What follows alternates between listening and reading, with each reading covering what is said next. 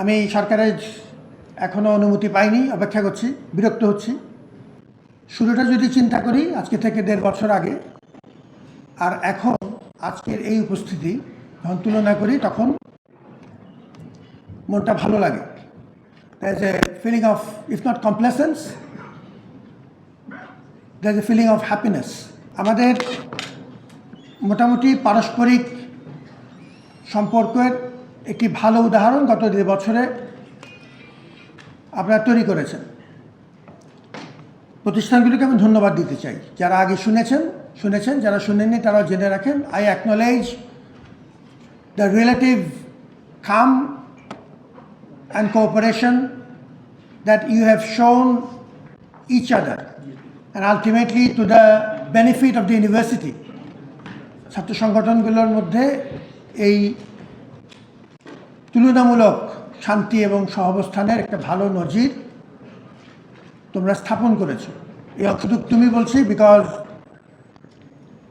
তুই বলতে পারলে আরো খুশি হতাম।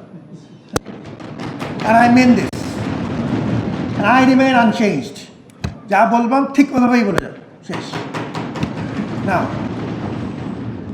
এই আলোচনা জিয়ে রাখা দরকার আছে এবং একটা পারস্পরিক শান্তির জন্য চার্টারি বলি কিংবা একটা সমঝোতা বলি, এটি একটি অসমাপ্ত কাজ। আমরা শুরু করেছিলাম, পুরোপুরি শেষ করতে পারিনি।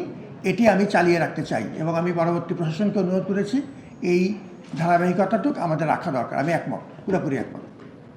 দেখছি আমার দ্বিতীয় কথা। তৃতীয় হচ্ছে,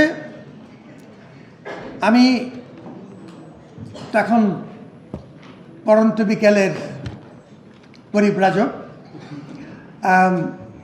আমি তোমাদের দোয়া চাই এবং তোমাদের জন্য আমি দোয়া করি। এই কথাটি আমি এখান থেকে বলছি। এবং আমাদের অনেক উত্থান পতন, চড়াই উতরাই ইত্যাদি আছে, কিন্তু শেষ বিচারে আমরা পরস্পরের হাত ধরেছিলাম। আমি সরকারের এখনও অনুমতি পাইনি, অপেক্ষা করছি, বিরক্ত হচ্ছি, অপেক্ষা করছি। ঢাকা বিশ্ববিদ্যালয়ের মতো জায়গাতে স্মুথ ট্রানজিশন খুব প্রয়োজন। অনেক রক্ত পানি করে আমরা সবাই মিলে এটাকে একটা শান্তিপূর্ণ অবস্থানে এখন আমরা, আল্লাহ রহমত আছে, এখন এই মুহূর্তে আছে। অর্থাৎ ট্রানজিশনটাও খুব শান্তিপূর্ণভাবে হবে ইনশাআল্লাহ আযম। এবং সেজন্যই আমি বিরক্ত হচ্ছি, কিন্তু রাগ করছি না। এখনও রাগ করার পর্যায়ে আসেনি, বিরক্ত হচ্ছি। আশা করছি দ্রুত সিদ্ধান্ত সরকার নেবেন। কিন্তু এটিও সত্যি কথা যে ট্রানজিশনটা নিখুঁতভাবে করতে সরকারের যদি কিছু সময় লাগে, তোমাদের জন্য, তোমাদের বর্ধিত পরিবারের জন্য, তোমাদের মাধ্যমে তোমাদের মা বাবা, অভিভাবকদের প্রতি আমার খুব বিনম্র শ্রদ্ধা। অভিভাবকদের প্রতি আমার একটা আলাদা, আমি সবসময় মনে করি যে তারা আমাদের সবচেয়ে গুরুত্বপূর্ণ অংশীজন, কিন্তু তাদেরকে তো কোনো সামনাসামনি খুব বেশি পাই না। এই সুযোগটু কাজে লাগানো।